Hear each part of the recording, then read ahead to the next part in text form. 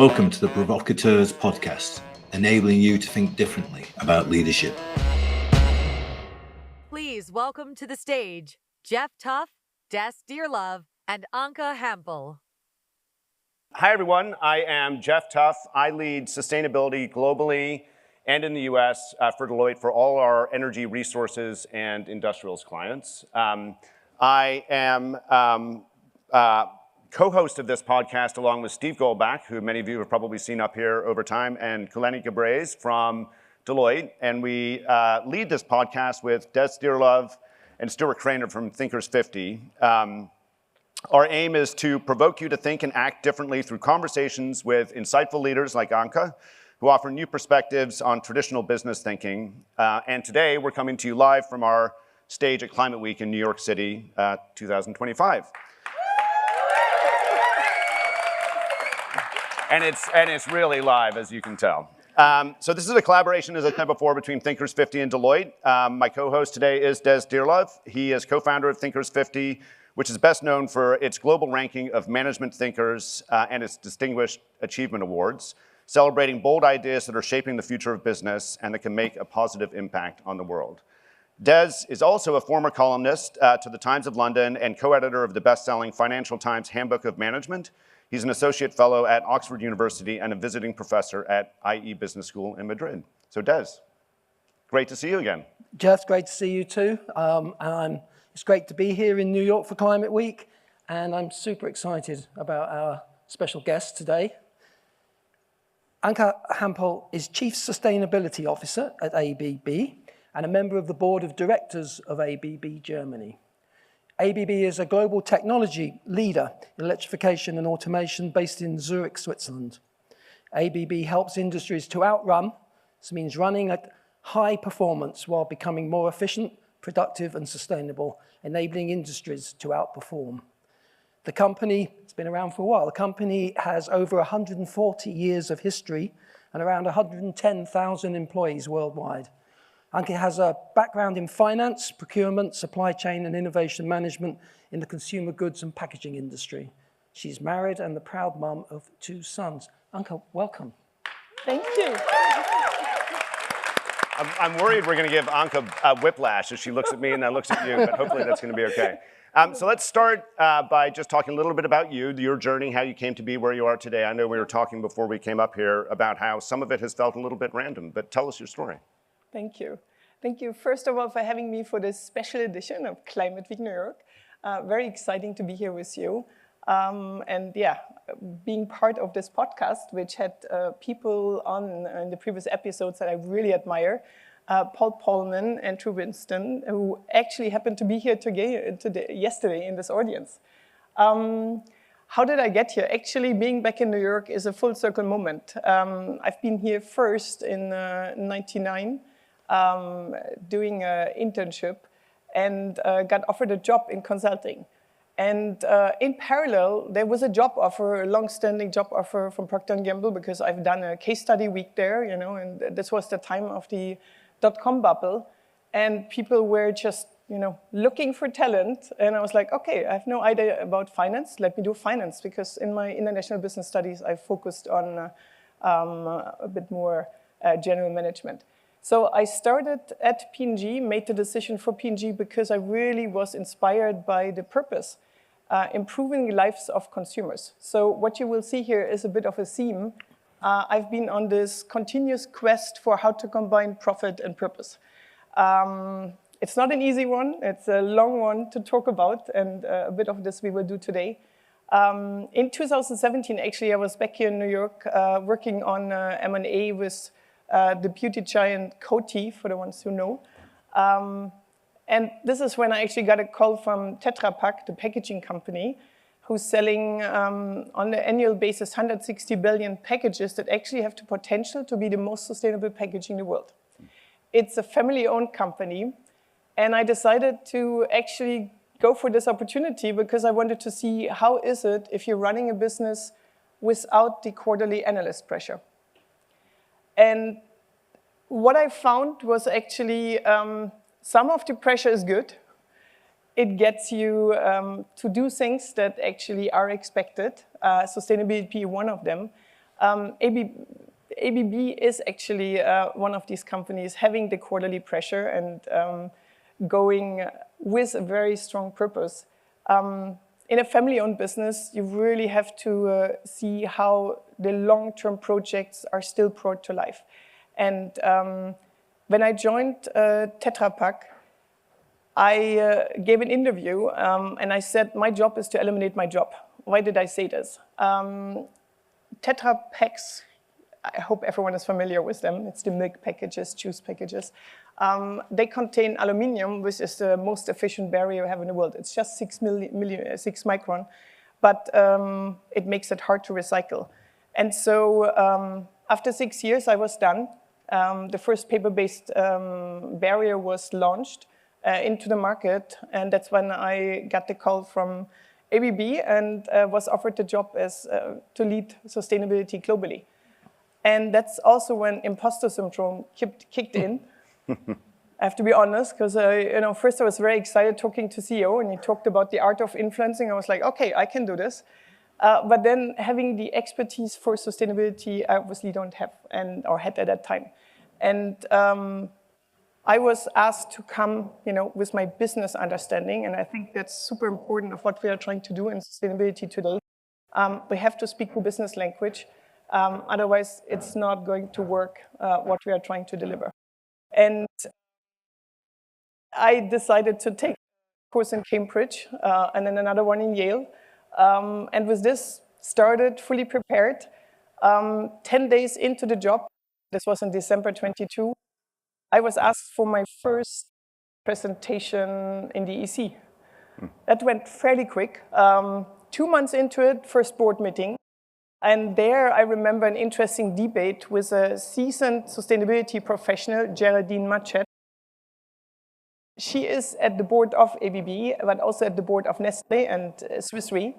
And she had been in the business for more than 20 years. And we were discussing avoided emissions. And just because I had just studied the whole thing and things are evolving super fast in sustainability, I was actually able to have a strong argument, and was able to convince her of this is the way to go. And so I'm sharing this because it's the right time to encourage more and more people to really feel, okay, I can do this. Sustainability is not something, that someone else does who's an expert who has been in it for 20 years. No, everyone can and should do it. That's the best way that we are going to combine purpose and profit. And that's why I'm here. And very proud. It doesn't sound like all that random a journey, I have to say, Anke. Let's talk about ABB. Yeah. What are the company's sustainability goals, and how are you working towards them? Yeah. It's a company, obviously, in Europe, it's a very famous company, but it may not be so well known in the States. I'm aware of this.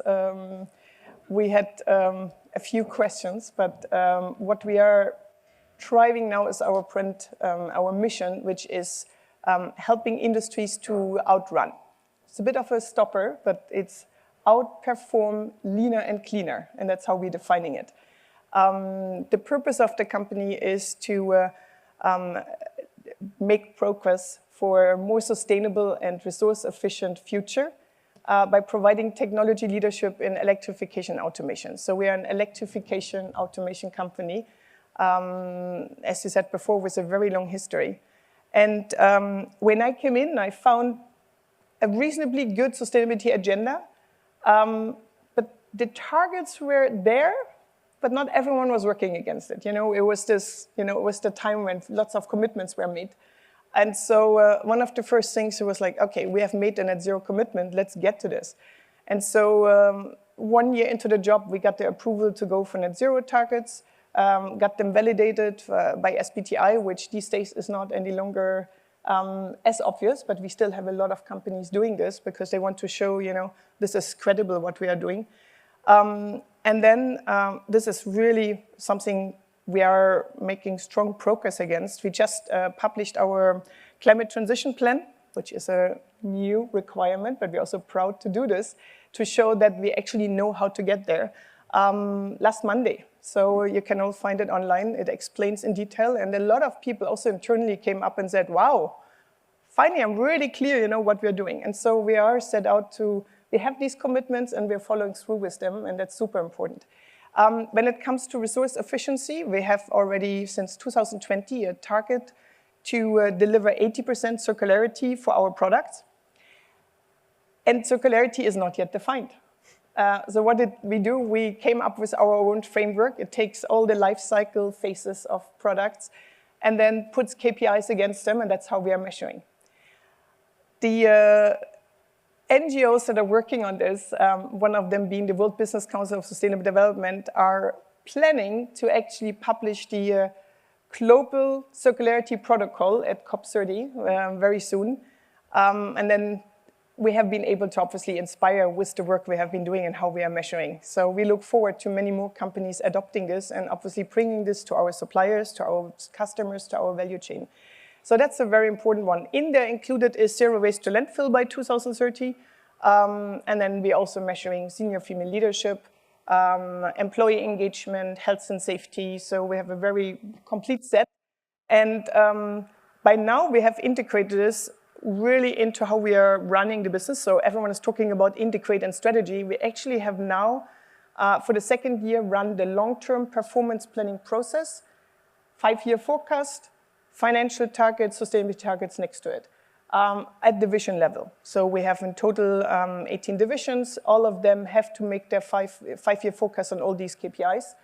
On a quarterly basis, these are reviewed with the board as well. So we have really gone the next step. And the expectation is whenever you commit on sustainability, anything you will have to deliver, there are investments required, which means they need to be included in the financial targets and commitments you're making. So that's really full circle strategy inclusion. And I know we'll be getting a lot more into the business of sustainability and the economic gains you can get from it. But let's actually talk about the stuff ABB makes. So you're at the heart of the power sector in many ways. There's a lot of conversation. There has been a lot of conversation this week at Climate Week about the importance of meeting growing demand in the power sector, finding ways to decarbonize heavy industry, et cetera. Tell us a little bit about how ABB plays in that space and the role that you're playing with your customers as they think about having the same sort of decarbonization goals. Good question.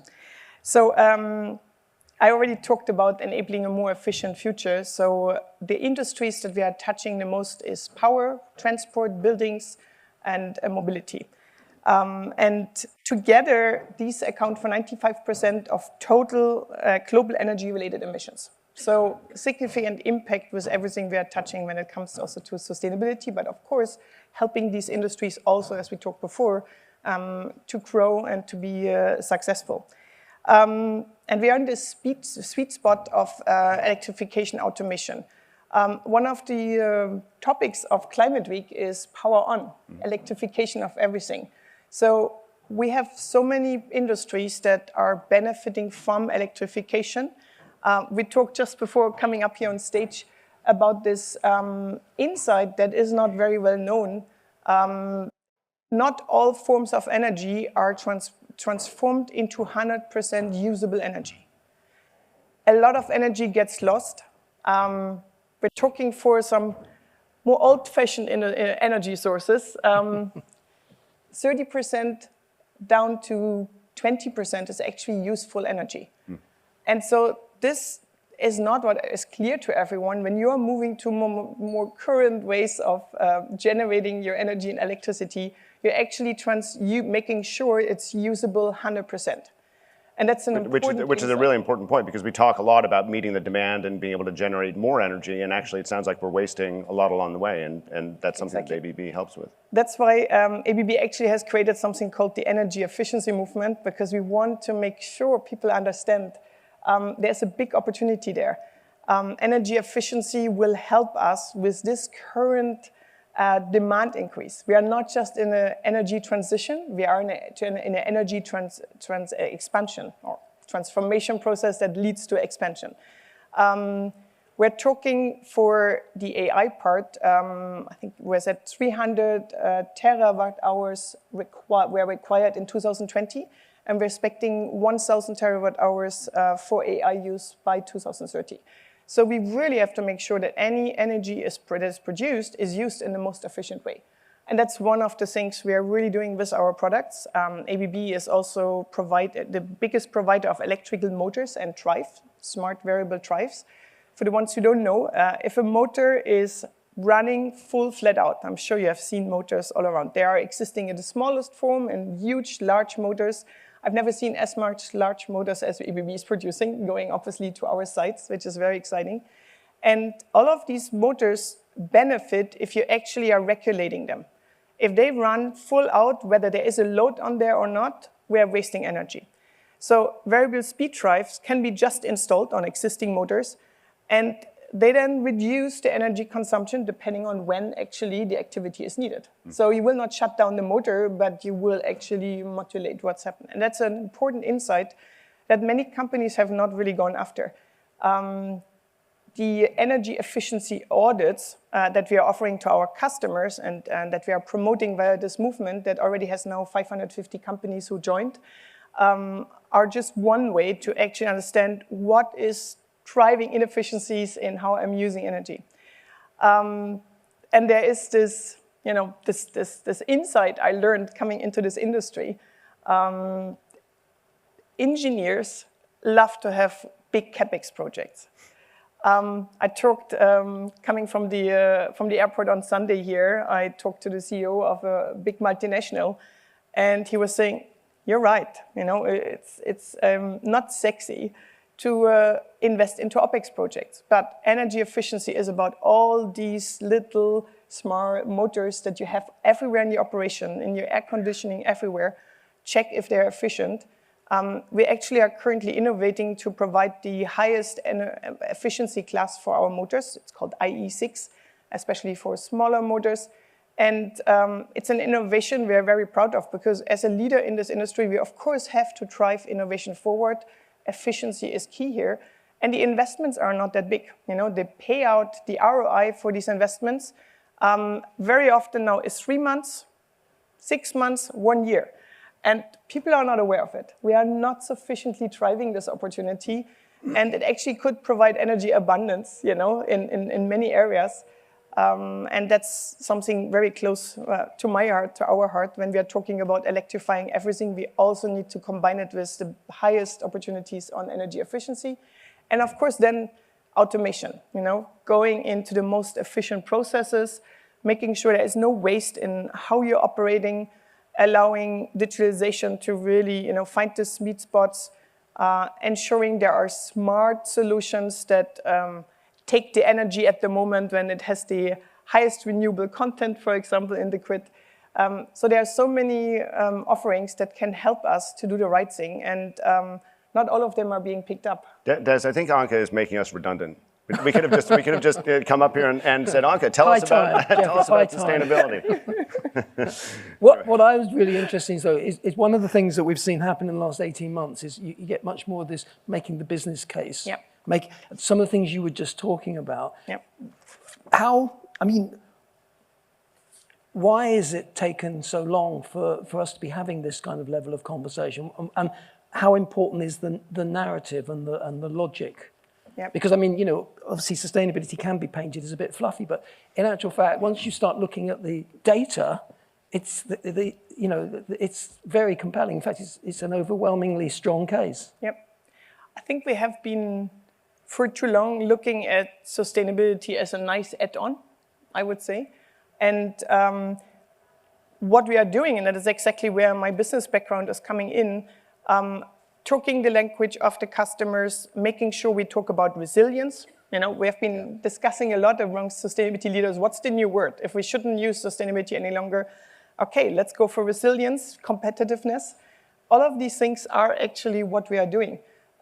If you drive process improvements, if you are driving continuous improvement, if you're making smart investments that actually help you to be more efficient, productive in what you're doing, using smart solutions, predictive maintenance, all of this, AI of course, is helping you to make much better business decisions and your business more efficient.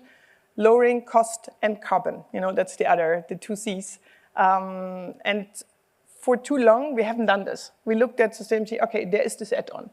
An example for us is circularity actually, because we had this 2020 target, it was established. And when I came in, I was like, where are people working on this?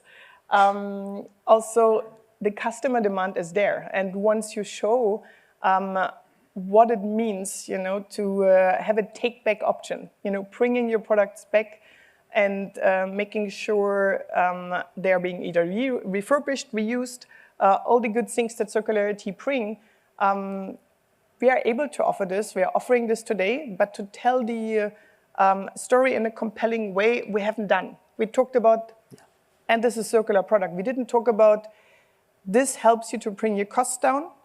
This makes sure there is security of supply when we talk scarce materials. Copper will be a scarce material. Are we sufficiently introducing copper, recycled copper in all we are doing? No. I'm myself going to copper suppliers and trying to really hammer, what is it? What does it take in your process to introduce the recycled content? Connecting them with the recyclers. It's a lot of hands-on, it's rolling up the sleeves because it's not easy. It would have been done if it would have been easy. But the opportunities are tremendous, and they are all business opportunities. They're opportunities to make your business more resilient and competitive. So if we use this language, I think there's a bigger chance to actually drive the success that we didn't see so far. And language is so important at the end of the day. I mean, it's amazing. And the narrative, and that's what I'm feeling is the narrative is getting stronger, it's more assertive. So Anke, part of what I think I hear you telling a story about is a shift in your business model. And I don't know how dramatic a shift it is, but a lot of the time when we're speaking with chief sustainability officers and out in the sustainability space, the core challenge is the same core challenge as innovation any other time. And so I'd love to hear a little bit about your thought or your experience at ABB. Has the innovation and the business model shift been something that has been gradual, that you've just kind of done with your customers over time, or did you make some big, bold moves along the way, or was it a mix of both? I would say it's a mix of both.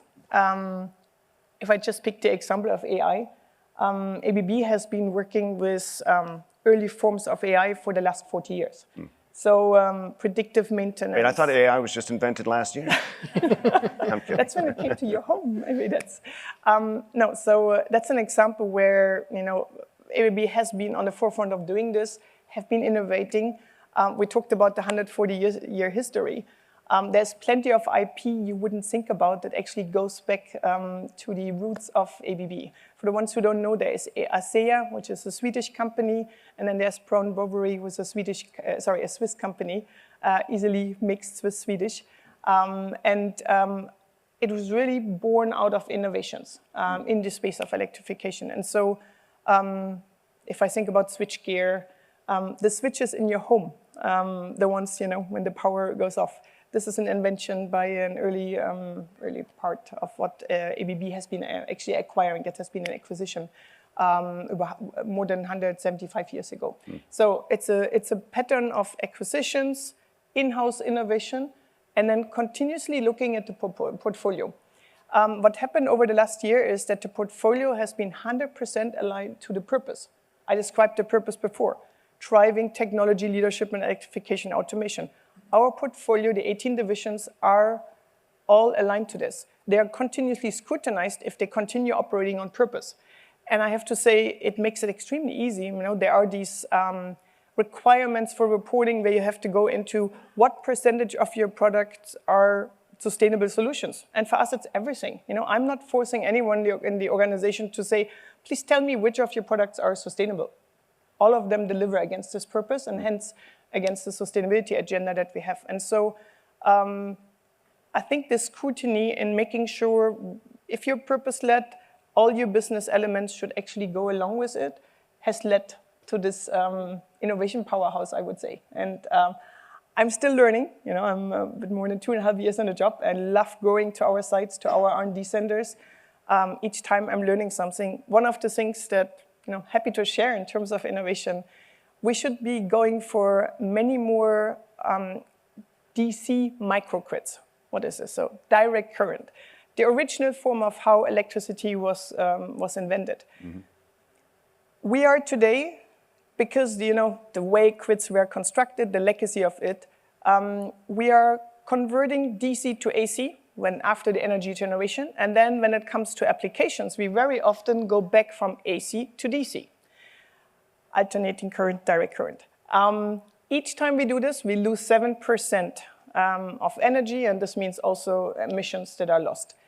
The minimum we could do is, wherever renewable energy is generated on-site, keep them in a DC microgrid and use it directly without force and back conversion.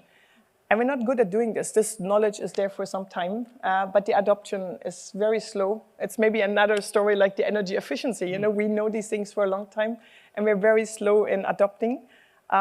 Some resistance, we have always done it this way, but a lot can still be done. It does seem and sound consistent with the movement generally in the power generation and the need for more on-site generation and microgrids and what have you. So it's the right time to make that shift. Exactly. Yeah.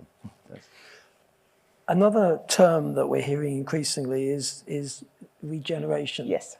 You know, which it seems like it's the sort of next thing on from sustainability. So if sustainability is typically seen as doing less harm in the environment, regeneration goes further. It's about doing more good. I mean, Paul Polman was here yesterday, and a year ago he was sitting in the seat you're sitting in, actually, doing the podcast with us. It might have been a different seat, but roughly the same area. Obviously, his terminology is, to be net positive. That was the name of the book with Andrew Winston.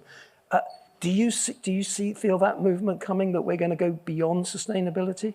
Or do you think that's a pipe dream? I think very good question. I wouldn't think it's a pipe dream because of how interconnected our systems are. So when we talk about, doing no harm, which is what sustainability is, net zero impact, this is what we can support with the business agenda. But if we think a little bit ahead, which businesses should do, which our board should be doing, that's what our board of directors are being paid for. They have to make sure there is a long-term vision, that you are taking future risks into account when you are working on your current business model. So the things that are coming our way are quite challenging to deal with. We can expect stranded assets. We will have physical impact of climate change. There was also at Climate Week last year this statement of there were 200 CEOs in the room, and the statement pretty much from the European Bank, from Swiss Re, the insurer, and the business leader was, in 5 to 10 years, all of your businesses here in the room will have been hit in some kind of form by the impact of physical risk coming from climate change.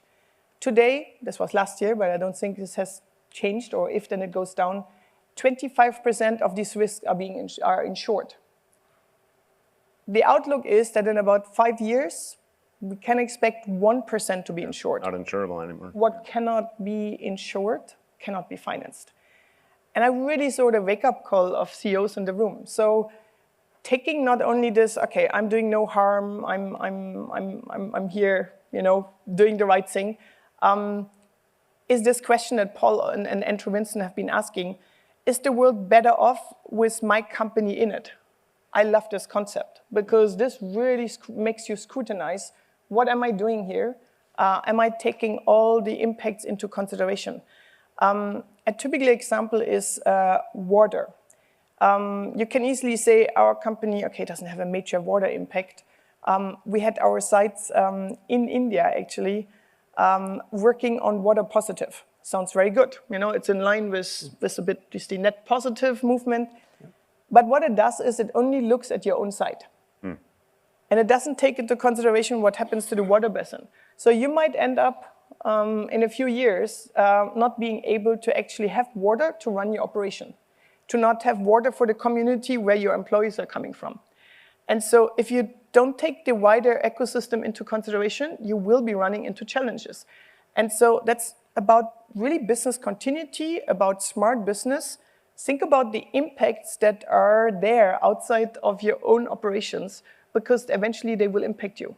The same applies to biodiversity. It's very easy to say biodiversity doesn't have any impact, or we are not impacting. It's always this materiality assessment, correct? Inside out, outside in. What are we doing about it? Eventually, if food supply is breaking down, which is one of the predictions, we have reduced our biodiversity over 70% over the last 50 years.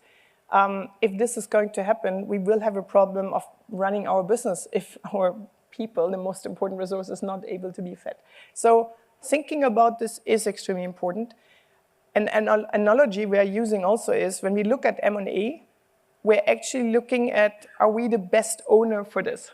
Would it be in any better place owned? And it's a similar concept of really making sure this is the right solution and this is really helping us to do the right thing moving forward.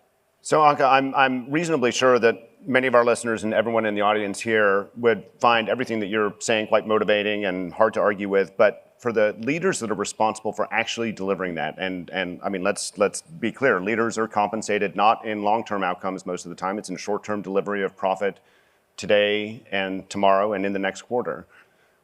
When we think forward to the types of leaders we need to get to those types of outcomes, first of all, what types of characteristics would you be looking for as you think about the next generation, and what advice would you have to those leaders as they step into both sustainability roles, but also broader C-suite type roles in the future?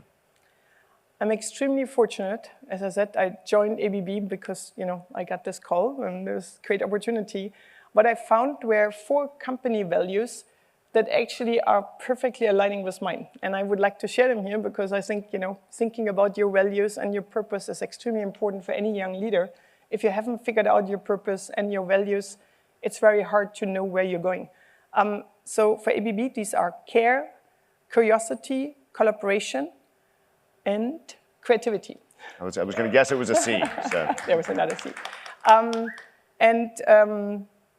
It's actually something that I love to do in my work. There is maybe one more which doesn't come, of course, in a company which is family for me, but these are the 5 values. And if you're clear on these and are really living them, bringing them to life in your private life, in your business life, you actually have a good chance to know what your compass is, where you're going, and stay true to yourself and deliver what is required. And so look for this purpose in the companies you are joining. Make sure the values that are there is something you can align with, and stay the course. That would be my advice. It's great advice. Someone yesterday said, I'm just picking up on some of the things we've been talking about. Somebody yesterday, I wish I could remember who, said, sustainability without a profit has no impact, and profit without sustainability has no future. And that seemed to me to go right to the heart of this stuff. But you're absolutely right. If our leaders can't look beyond, not just the next quarter, but the next couple of years to see that this is all systemic. And that word, one of your C's, that word collaboration, seems so integral. How is ABB sort of encouraging collaboration? And because you can control what goes on inside your own company, but a lot of the benefits that we need require us to work together. Yes. No, and thank you for bringing this forward. Actually, the person who said this remarkable statement yesterday was Cecile, a fascinating woman, CEO of Bell Corporation. You're right. I think she really made the point on collaboration being one of these elements that will take us from where we are today, sometimes maybe stuck and not able to see what's ahead. But just get started, correct, collaboration is an easy one. You reach out, you find what's your common ground, and then move forward. Which maybe I want to use another statement was used yesterday. Paul brought forward the ABC rule. Adapting, preaching, and collaborating. And I love this one. I will be adopting this, another one. So he also said collaboration is not illegal. Exactly. No, but adapting, as he described it, was really something where you should listen without judging, correct? It's not easy for all of us in this time. It's very easy to go with polarization as it's happening. So active listening to find the common ground. And that's something I've been doing over my career, is really bringing different partners together. It aligns very well with my personal purpose, which is connecting passion to create something bigger, a bigger positive impact that wouldn't have been able to do on your own. And for this, you really have to find these smart points, Even if there's someone you don't feel very comfortable with, there's definitely something you will find. So challenge yourself to reach out to people that you don't feel comfortable with, and try to make, even this experiment, okay, can I find something where we have common ground? And that's an important exercise in business, of course, because the low-hanging fruits for innovation and for supply chain optimization, ecosystem thinking are all gone. We can only succeed in this challenging transformation that's ahead by finding these sweet spots between different partners. I've done this, especially in my innovation management period. I was negotiating very complex IP agreements, and this was only possible because we really found, okay, what is in for this company? What exclusivity could you get here? And it's hard work. It's something you have to really invest in, sit together, understand each other, and then bridge, the B in the ABC. If you resist on your opinion, on your position, you will not find this common spot, this sweet spot. And I assure you, it's always there. You have to look for it. But bridging is the only way, you have to move, you have to find smart solutions, creativity, another of these values, and care, of course. And this gets you then to collaboration. So active collaboration being something where you keep looking out for what are the partners' needs. They might be changing. If a business relationship gets stuck, very often it's because somehow the needs have shifted. And you cannot assume that things are still where they are when you agreed on something. So continuously, actively engaging, working with partners.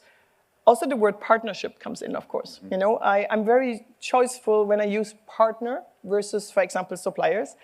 But in an ecosystem, you have to think that your suppliers, depending on where you operate, which industries, they better become your partners because some of the resources in the future will become extremely scarce. So if you don't build these long-term relationships, not having these partners might make you the second or last choice. And then there will be some other consequences that you would like to avoid. And for this collaboration, it's very helpful. So Anke, I know it sounds like you had a fascinating dinner last night. You've spent a lot of Climate Week meeting other chief sustainability officers and other senior executives.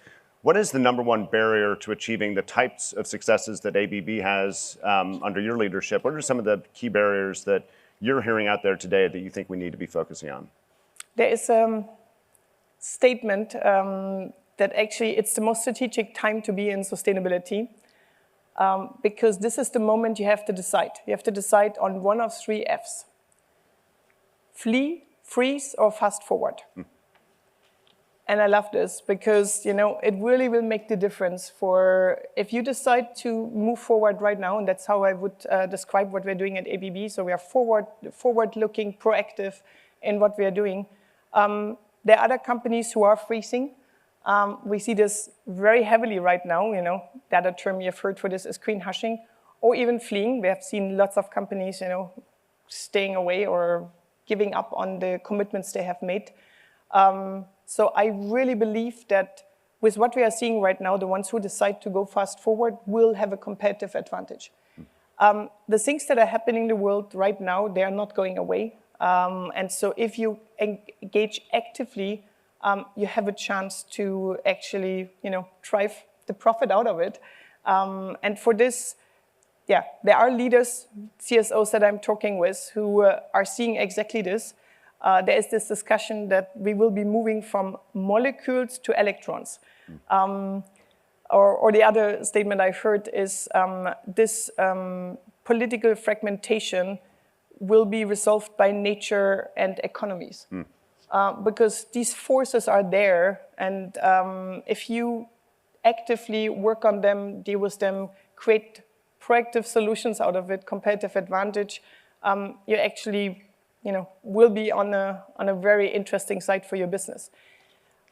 The challenges, of course, are our boards really taking the long-term perspective?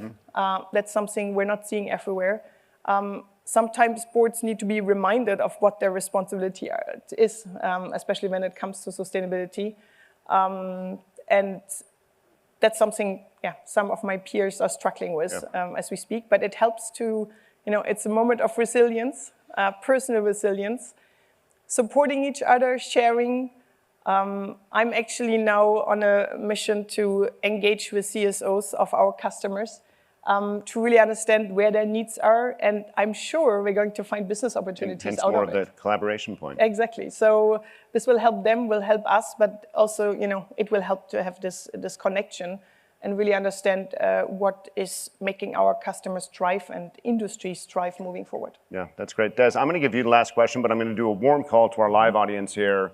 If anyone does have any questions for Anke, we'll open it up after Des's last question. And please do speak up if you've got them. Well, something we always ask on the podcast is what is your provocation? What would you like people to take away from listening to the podcast? What would you like them to think about as they go about their business? I'm a strong believer in innovation and continuous improvement. And so the question I would encourage all of you to ask is, when you start a new job, a new role, or take on new responsibility, what would it take to eliminate my job? And I told you I did this at Tetra Pak and I delivered. So this is for me a source of innovation, inspiration, continuously challenging the status quo. And that's what, gets us to drive change, to make an impact, to be courageous. Not always easy, but ask this courageous question, even if you're ready for some time in your role. And of course, you can challenge, is this really applying to CEO, CFO, CHO? Let me exclude these, but I think for any other role, you can ask this question, and actually you will find some great insights if you really challenge yourself with this. And it's interesting too, that fits with the regeneration, the topic we were talking about. Right. We all need to regenerate. We all need to replenish. We all need to reinvent ourselves. Fantastic. Great answer. Thank you. All right, so I think we do have time for a few questions. Who would like to go first? We have a mic in the back, or mic in both aisles here, coming down your way here. Gentleman here. Thank you very much. Super inspiring to hear you talk, and I'm going to leave here with a renewed sense of excitement about the future, so thank you for that. ABB is deeply involved in sport, so I come from the world of sport. Yeah. And I'm just interested to understand why you decided to go down that path and what role sport plays in driving innovation at your company with things like Formula E and... Sport, you're correct? Okay, driving sport. So for me, sport is an important part. We talked about resilience, regeneration. So I think for all of us, it's important to understand that if you don't use your muscles, you're not really generating and you're using the muscles. So this is your thinking, your brain muscles, your body muscles. So for me, sport is an example of regeneration that any of us, should be using, and understand that there's a moment in life when you're not any longer drawing from unlimited resources. And we were talking about, how you're building in your sports, even in a busy climate week. It's an imperative to do this, to stay healthy, because otherwise you're not resilient. Sleep and sport, the 2S, I think are really what will help us moving forward. These are tough times. It's not all an easy walk in the park, and so sport actually helps you to get new ideas, step back, think, and then move forward. Okay, I wasn't expecting that response. I was thinking more of your sponsorships that the company does with things like Formula E and NASCAR. And okay. But a really interesting But it was a good answer. personal response. Fantastic answer. Yes, you're right. So for the ones who are not familiar, I'm sure many of you know Formula One, but actually ABB is working as a key sponsor for Formula E. So that's the electrical version, and obviously it stands with what we stand for, which is electrifying everything. We're a very proud sponsor, and what it drives is innovation. We have been able to advance charging system, fast charging, which you can all imagine is a super important deliverable for the electrification of mobility. And so the innovation we see and continue coming out of Formula E is indispensable for what our innovation program. So it's not just the right thing to do, it's also showing the world, especially people who are maybe very skeptical, which we have a few. We really hope to inspire with the Formula E concept. And we see Formula One somehow, trying to move in the same area now. But here we are, we have been first with driving Formula E, and we will continue doing so very proudly. Do Do we have another question out there? Yep, in the back. Maybe I Sorry, can we've got one share. in. There's a Formula E car, I think 12th Avenue. Oh, is there? Yeah, we have Go it check here it at out. Climate Week, so check it out. In the back middle, and then we'll back come there. up closer here. You got a mic already? Yeah. Hi, thank you so much for your time. As you may know, the United Nations General Assembly is occurring right now, right? And I think it's a really powerful reminder of how global of a challenge and how global of an issue sustainability is. So I wanted to take the time to ask you, how do business leaders engage with global markets and really tackle this for the global challenge that it is? Beautiful question. Thank you very much. I think we heard yesterday 99% of emissions, so it's a huge part, is outside of the US. So we have to keep going. And I think many business leaders understand this. Things are evolving extremely fast when it comes to renewable energy, electricity, to adoption. The exponential growth we have been talking about, it's there, it's happening. And as I talked about before, resilience is a new opportunity, energy security. What you are enabling is many countries can reduce, eliminate their dependence on fossil, which means you actually are in control of your own energy security, and on top comes all the opportunities we talked about that electrification brings. So these are things we are definitely engaging with the leaders of the world. We have our CEO here this week. He had an important meeting last night with leaders linked to the UNGA, to the Atlantic Council. So we are definitely engaged. We are taking our leadership role extremely serious. We are part and enabling this energy transition and expansion. And with this, we cannot do it on our own. We need to collaborate with civil society, with governments, with our partners in the industry, setting standards, moving the needle. So it's definitely a topic that's very close to our heart. I hope this answers your question. I think we have time for one more, Des. One more? Okay. Yes, we've got a hand up here. If we could just get a mic. I had one over here.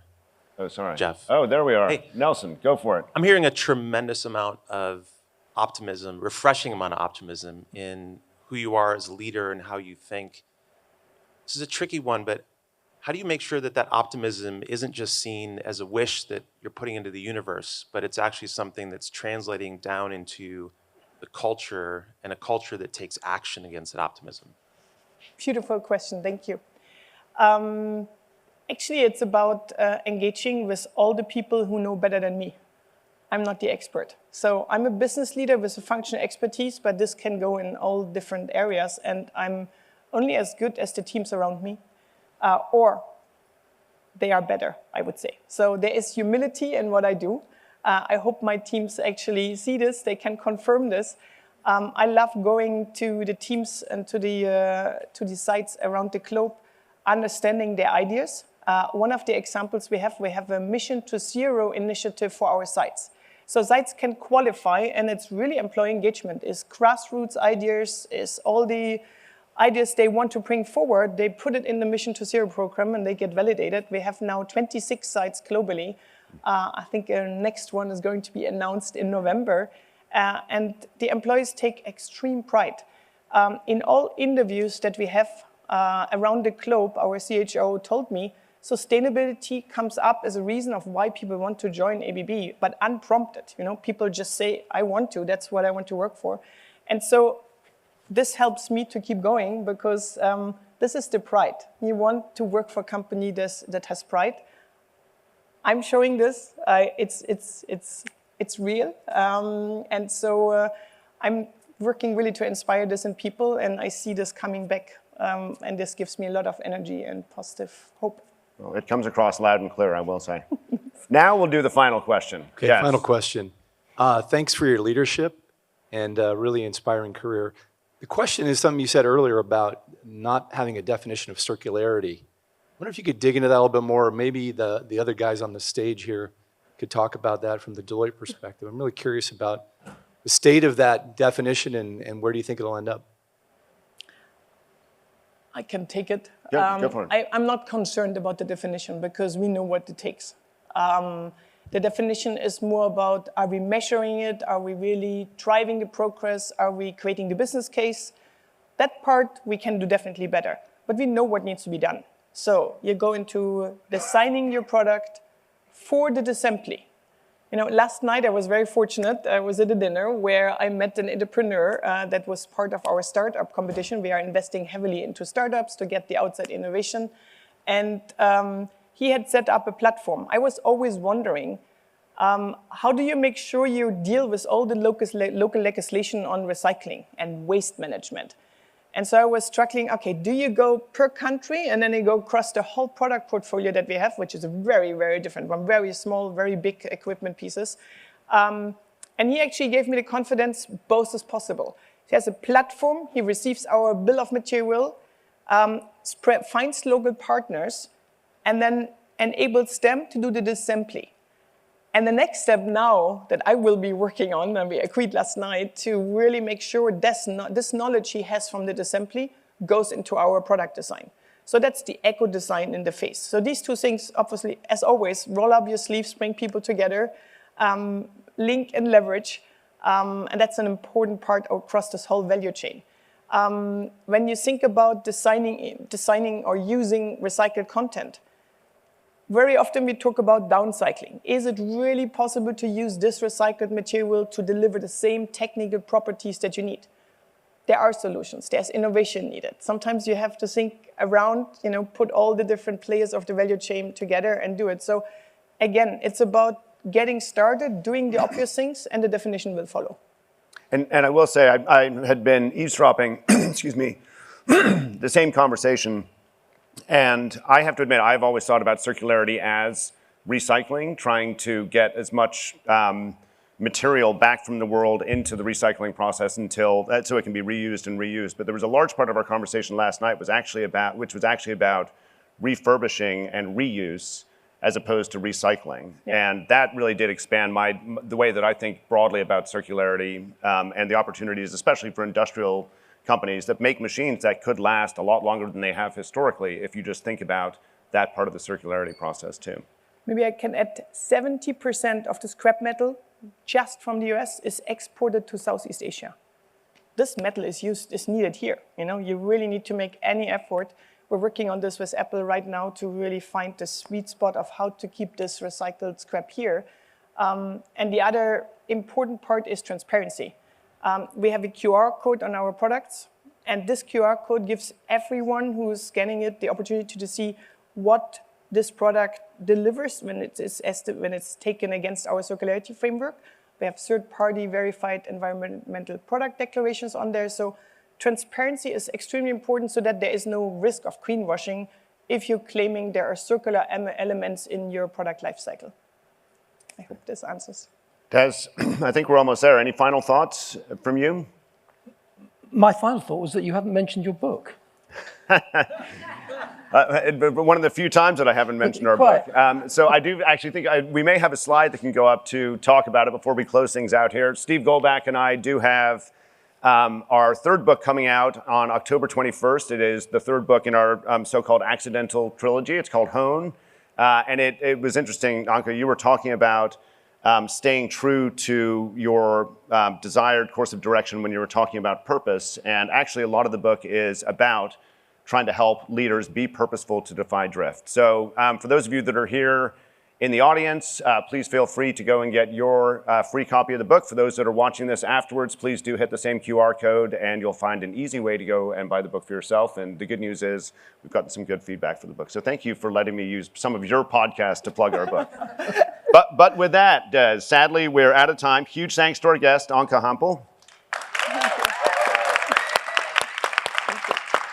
And thanks to all of you for listening. This is the Provocateurs podcast coming to you from Climate Week in New York.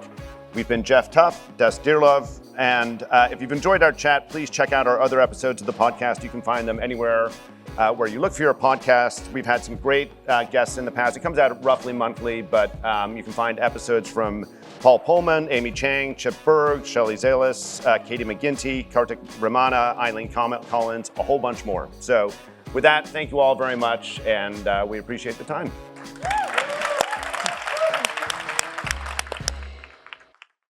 This podcast is part of an ongoing series of interviews with executives.